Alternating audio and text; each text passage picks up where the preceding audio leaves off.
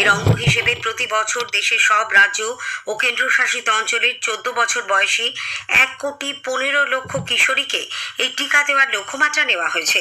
সমস্ত স্বীকৃত সরকারি স্বাস্থ্যকেন্দ্রে বিনামূল্যে টিকা দেওয়া হবে। এছাড়া আয়ুষ্মান আরোগ্য মন্দির, কমিউনিটি হেলথ সেন্টার, জেলা সদর হাসপাতাল, সরকারি মেডিকেল কলেজ ও হাসপাতালেও বিনামূল্যে টিকা দেওয়া হবে। এই টিকাকরণ হবে সম্পূর্ণ স্বেচ্ছাকৃত। ভ্যাকসিন দেওয়ার আগে বাবা মা কিংবা অভিভাবকের অনুমতি নেওয়া হবে। উল্লেখ্য, সার্ভাইকাল ক্যান্সারে আক্রান্তের নিরিখে ভারত বর্তমানে বিশ্বের মধ্যে দ্বিতীয় স্থানে। প্রতি বছর দেশে 80,000 সার্ভাইকাল ক্যান্সার আক্রান্ত রোগীর সন্ধান মেলে, যার মধ্যে 42,000-এরও বেশি মৃত্যু হয়। রাজস্থানে আজ প্রধানমন্ত্রী বিভিন্ন সরকারি দপ্তর ও সংগঠনে নতুন চাকরি পাওয়া 21,800-রও বেশি কর্মপ্রার্থীর হাতে নিয়োগপত্র তুলে দেবেন। সেখান থেকে শ্রী মোদী যাবেন গুজরাটে। সানন্দে Micron semiconductor technology India private লিমিটেডের সেমিকন্ডাক্টর অ্যাসেম্বলি, টেস্ট ও প্যাকেজিং ফ্যাসিলিটির উদ্বোধন করবেন তিনি। 22,500 কোটি টাকা ব্যয়ে এই সানন্দ এটিএমপি ফ্যাসিলিটি করে তোলা হয়েছে। সেখানেও শ্রী মোদী এক জনসভায় বক্তব্য রাখবেন। কেন্দ্রীয় ইলেকট্রনিক্স ও তথ্য প্রযুক্তি মন্ত্রী অশ্বিনী বৈষ্ণব অনুষ্ঠানে যোগ দেবেন। ইন্ডিয়ান মেডিকেল অ্যাসোসিয়েশন IMA 14 বছরের কিশোরীদের জরায়ুমুখ ক্যান্সার প্রতিরোধে বিনামূল্যে টিকা দেওয়ার কেন্দ্রের সিদ্ধান্তকে স্বাগত জানিয়েছে। প্রধানমন্ত্রী নরেন্দ্র মোদী লেখা এক চিঠিতে IMA বলেছে, তার এই উদ্যোগ দেশের লক্ষ লক্ষ মহিলার স্বাস্থ্য সুরক্ষিত রাখতে সহায়ক হবে। সুপ্রিম কোর্টের নির্দেশে SIR প্রক্রিয়ায় যেসব ভোটদাতার নথি ও তথ্য যাচাইয়ের ভার বিচার বিভাগের ওপর বর্তেছে, তাদের নাম যুক্ত করেই পশ্চিমবঙ্গে আজ অসম্পূর্ণ চূড়ান্ত ভোটার তালিকা প্রকাশ করা হবে। খসড়া তালিকায় থাকা 7,08,00,000 ভোটারের নাম চূড়ান্ত তালিকায় থাকবে। তবে এই তালিকা বিভিন্ন বিভাগে ভাগ করা হবে। রাজ্যের মুখ্য নির্বাচনী আধিকারিক মনোজ কুমার আগরওয়াল জানিয়েছেন, দুপুরের মধ্যেই তা অনলাইনে আপলোড করা হবে। নির্বাচন কমিশনের ওয়েবসাইট, রাজ্যের মুখ্য নির্বাচনী আধিকারিকের ওয়েবসাইট ও ECI নেট অ্যাপ থেকে এই ভোটার তালিকা অনলাইনে দেখা যাবে। প্রত্যেকবার যেটা হয় আমাদের SSR পদে জানুয়ারি মাসে যেটা হতো, এবার ফেব্রুয়ারি মাসে হচ্ছে SIR পরে 8 recognise political party CEO office থেকে পেন ড্রাইভ পাবেন গোটা স্টেট জন্য। DO অফিসে 8 পলিটিক্যাল পার্টি রিপ্রেজেন্টেটিভ ওরা পাবে আপনার ওখান থেকে hard copies. And SDO office, DO office, BDO office ওখানে হার্ড কপি থাকবে। Any person will do access that. এছাড়া দুপুর মধ্যে ECI লিঙ্ক দিয়ে দেবে। ECI যে সাইট আছে, অন্য সাইট যেটা আছে ওর অ্যাপে, যেখানে যে কোনো ভোটার অ্যাপে কার্ড দিয়ে অ্যাক্সেস করতে পারবে ওটা। বিকেলের মধ্যে স্বীকৃত সমস্ত রাজনৈতিক দলের হাতে কপি পৌঁছে যাবে।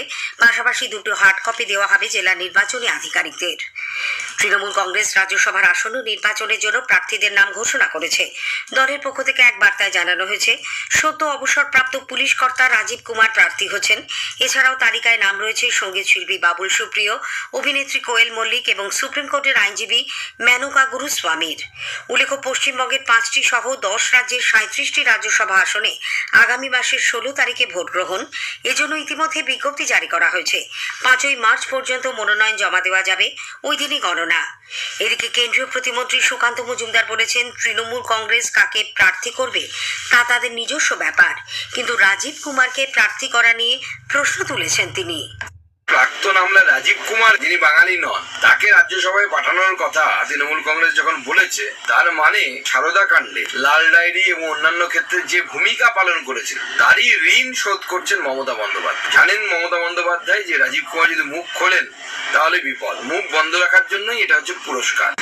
আম আদমি পার্টির জাতীয় আহ্বায়ক, দিল্লির প্রাক্তন মুখ্যমন্ত্রী অরবিন্দ কেজরিওয়াল, উপমুখ্যমন্ত্রী মনীষ সিসোদিয়া ও অন্যদের আবগারি নীতি সংক্রান্ত দুর্নীতি মামলা থেকে দিল্লির একটি আদালত অব্যাহতি দেওয়ার পর সেই রায়কে চ্যালেঞ্জ করে CBI দিল্লি হাইকোর্টে মামলা দায়ের করেছে। এই মামলায় নিম্ন আদালত অরবিন্দ কেজরিওয়াল, মনীষ সিসোদিয়া ও কবিতা সহ 23 জন অভিযুক্তকে মুক্তি দেয়। এই রায় খতিয়ে দেখে এ ব্যাপারে CBI জানিয়েছে, আদালত তদন্তের বেশ কিছু গুরুত্বপূর্ণ দিক এবং সংশ্লিষ্ট বিষয়গুলির প্রতি যথাযথ বিবেচনা করেনি। এদিকে দিল্লি আবগারি নীতি মামলায় অরবিন্দ কেজরিওয়ালের মুক্তি প্রসঙ্গে বিজেপির মুখপাত্র সুধাংশু ত্রিবেদী বলেছেন, প্রমাণের অভাবে নিম্ন আদালত কেজরিওয়াল এবং অন্য অভিযুক্তদের অব্যাহতি দিয়েছে। এটিকে একটি প্রযুক্তিগত বিষয় বলেও উল্লেখ করেন তিনি। এ খবর আপনারা শুনছেন আকাশবাণী থেকে। জ্বালানি অবরোধের মধ্যেই মার্কিন প্রেসিডেন্ট ডোনাল্ড ট্রাম্প কিউবার ওপর দখল নেওয়ার ইঙ্গিত দিয়েছেন। তিনি বলেছেন, আমেরিকা কিউবার দখল নিতে পারে কিন্তু তা হবে বন্ধুত্বের শর্তে। Cuban government is talking with us.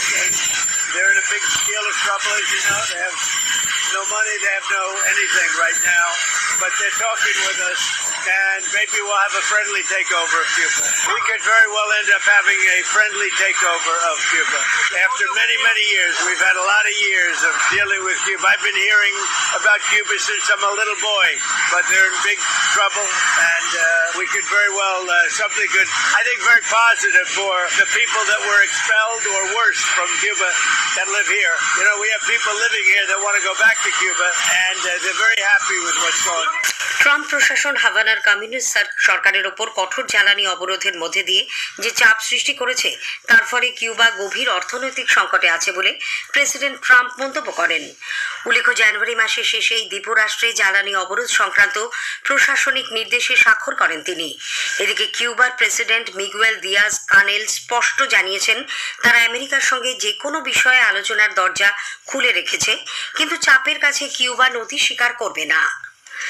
Afghan বিদেশ মন্ত্রক এক বিবৃতিতে বলেছে তারা আলোচনা ও সলা পরামর্শের মধ্যে দিয়ে পাকিস্তানের সঙ্গে চলতি সংঘর্ষের অবসান চায়। আফগানিস্তানের বিদেশমন্ত্রী আমির খান মুত্তাকি সৌদি আরবের বিদেশমন্ত্রী প্রিন্স ফয়সাল বিন ফারহান আল সাউদের সঙ্গে টেলিফোনে আফগানিস্তান ও পাকিস্তানের মধ্যে সংঘর্ষের সাম্প্রতিক অবস্থা নিয়ে আলাপ আলোচনা করেন। রাশিয়ার সংবাদ সংস্থা তাস জানিয়েছে আফগান সশস্ত্র সেনা খাইবার পাখতুনখোয়া প্রদেশে অ্যাবোতাবাদের কাছে কাকুল গ্রামে একটি সেনা ঘাঁটি ও একটি পরমাণু কেন্দ্র লক্ষ্য করে আঘাত এনেছে। শতাধিক মৃত ও আহতদের নিয়ে যাওয়া হয়েছে ইসলামাবাদের হাসপাতালে। রাষ্ট্রসংঘ মানবাধিকার প্রধান ভোলকার তুর্ক ইরানকে অবিলম্বে মৃত্যুদণ্ড কার্যকর করার প্রক্রিয়া স্থগিত রাখার আবেদন জানিয়েছেন, তা না হলে বহু মানুষের মৃত্যুদণ্ড হতে পারে। বলিভিয়ার রাজধানী লাপাজের কাছে পণ্যবাহী একটি বিমান গতকাল ভেঙে পড়লে 15 জন নিহত এবং কয়েকজন আহত হন।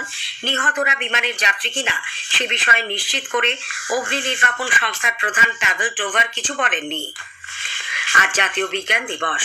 নানা অনুষ্ঠানের মধ্যে দিয়ে দিনটি উদযাপিত হচ্ছে।